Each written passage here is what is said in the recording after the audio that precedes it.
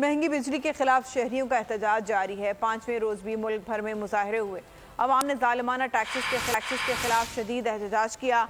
پشاور، ملتان، فیصل آباد، سکھر سمیت دیگر شہروں میں دل جلوں نے بل جلائے، سڑکیں بند کر دیں، انتظامیہ کے خلاف نعرے بازی کی، بلوں میں ظالمانہ اضافہ واپس لینے کا مطالبہ کیا۔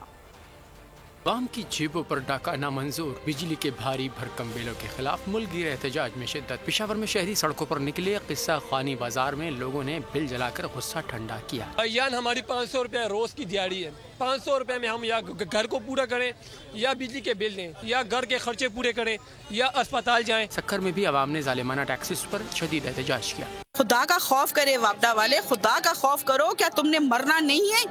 رات کو بجلی نہ دن کو بل کے ساتھ ساتھ جو جینین اس کے یونٹس ہیں اس کو چھوڑ کے جنہوں نے ٹیکس لگائے ہوئے وہ کیوں لگائے ہوئے ہمیں بتایا جائے۔ ملتان اور فیصل آباد میں بھی عوام پھٹ پڑے۔